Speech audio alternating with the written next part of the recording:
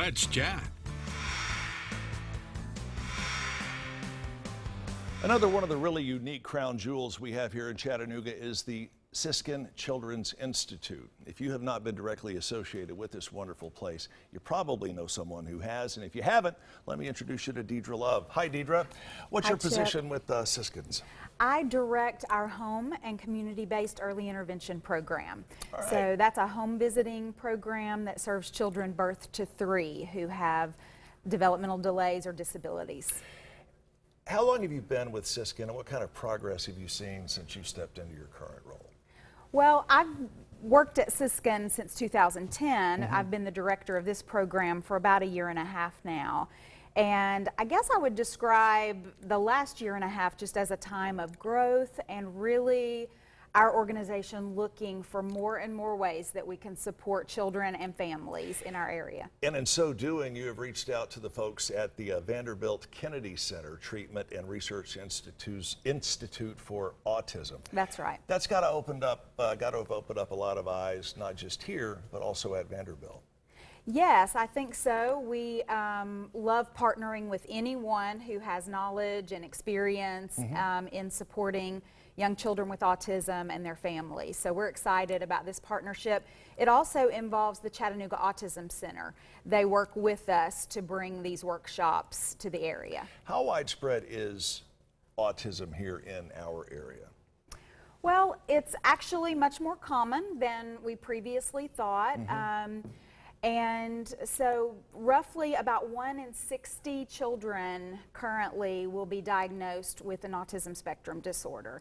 1 in 60. So, and that is a broad spectrum, so that means a person might have very minimal challenges all the way to being impacted more severely just in their daily activities. One of the wonderful things about Siskin and everything that you do, you don't just treat the patient, you treat the patient, the patient's family, everything, every aspect of their life comes under what you do at Siskin. So there's something new that you guys are going to be doing here coming up. I believe it's this Saturday, is that right?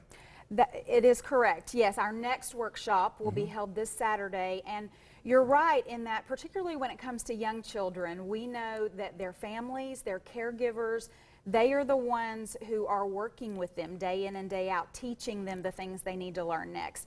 And so we really want to be there to support them, provide them with information they need, resources in the community.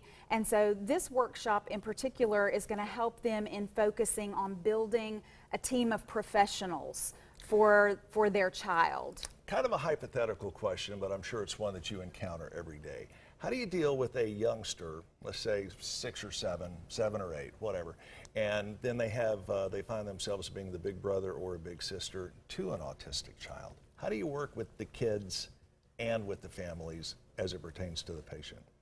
Well, and that varies widely from one family to another because every family is very different. But in general, siblings can be a great partner in helping another child in the family learn. They How can so? They can be great models. Often we find that young children will watch and imitate what they see an older sibling do, sometimes even more than their parents or other adults. So it can be really powerful, and it can help that sibling feel that they have an important role, not just in their family, but in learning about accepting and just doing life together. Close question on the other side of the coin. What happens when it is an older child that has the autism and then they have a younger brother or sister that comes into the family?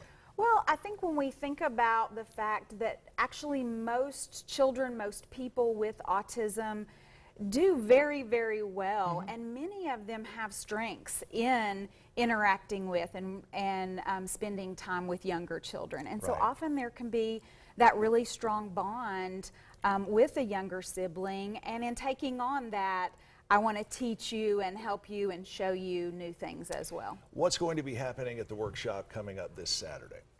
Well, it's a bit of a blend.